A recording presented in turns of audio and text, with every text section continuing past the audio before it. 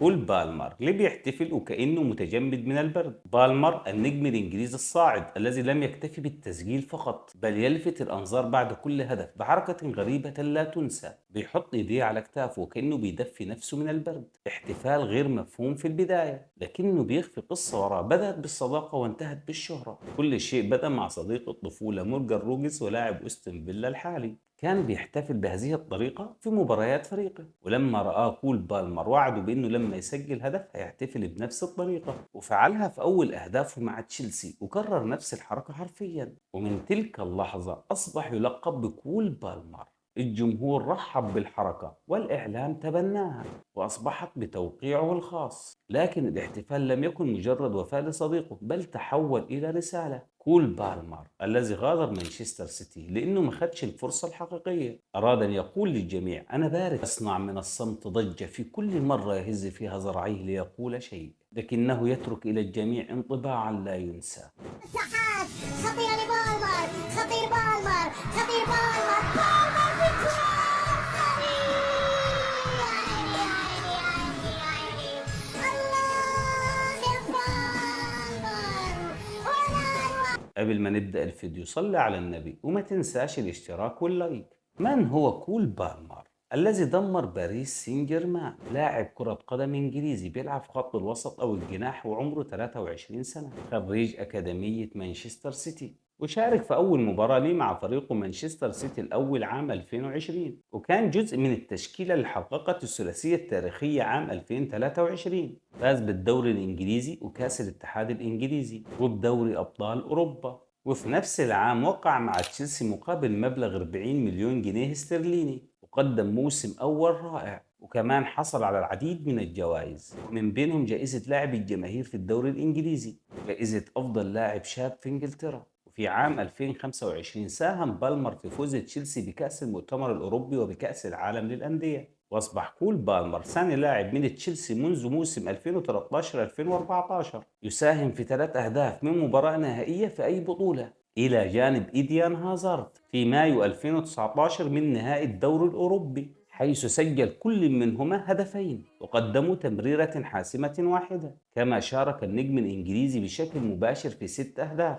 خلال 3 مباريات له مع النادي والمنتخب. سجل هدف ضد أسبانيا في بطولة أوروبا، وكمان عمل 2 أسيست ضد ريال بيتش في الدوري الأوروبي، وسجل هدفين وتمريرة حاسمة في كأس العالم للأندية. وأصبح كول بالمر أول لاعب إنجليزي على الإطلاق يسجل هدفين في نهائي كأس العالم للأندية، كما يعد ثالث لاعب من الأسود الثلاثة يسجل في النهائي بعد وين روني ضد ليجاتو كيتو في 2008 وفيلفودين ضد فلومنسي 2023. كما يعد بالمر ثاني لاعب في تشيلسي بعد ديدو روجبا يسجل في نهائي كأس الاتحاد الإنجليزي ودرع الرابطة الإنجليزية. بفضل كول بالمر أصبح تشيلسي بطل لكأس العالم للأندية ل 2025 لنسختها الجديدة، وقدر تشيلسي يرجع باريس إلى مكانته الحقيقية.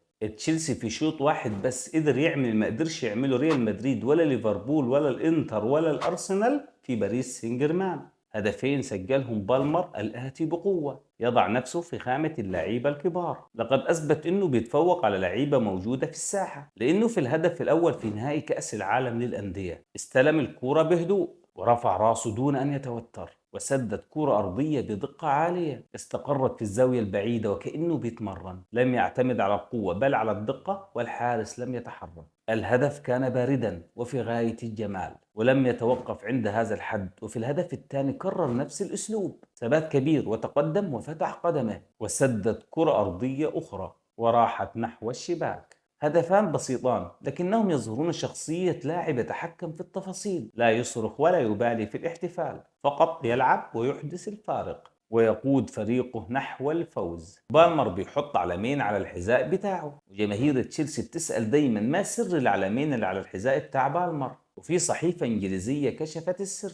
أول علم ده علم إنجلترا وده معروف، والعلم الثاني بترجع حكايته لعام 1960 لما هاجر أجداد بالمر لجزر في البحر الكبير واسمهم سانكيت ونيفيس، ودول كانوا مستعمرات بريطانية وفرنسية. المهم إن بالمر نفسه اتولد في مدينة جنب مانشستر، وهو حط العلم بتاع سانكيت ونيفيس لأنه بيعتز وبيكرم جزر عائلته اللي عاشوا فيها طول عمرهم. بالمر الفتى الذهبي لحد دلوقتي مسجل مع تشيلسي 32 هدف في 57 مباراة، والكل متوقع له انه هينافس على الكرة الذهبية، بس لازم يكون عنده استمرارية في تسجيل الاهداف ويطور من نفسه طول الوقت. وقع بالمر عقده لمدة 9 سنوات مع تشيلسي في عام 2024، مما يبقى في النادي حتى عام 2033. ويحصل المهاجم المبدع حاليا على راتب اسبوعي 130 ألف جنيه استرليني. وفي 27 أغسطس 2021 تلقى بالمر أول استدعاء له لينضم إلى المنتخب الإنجليزي تحت 21 سنة، وسجل هدف في أول مباراة ليه مع المنتخب. وتوج المنتخب الإنجليزي ببطولة أوروبا تحت 21 عام بمشاركة بالمر،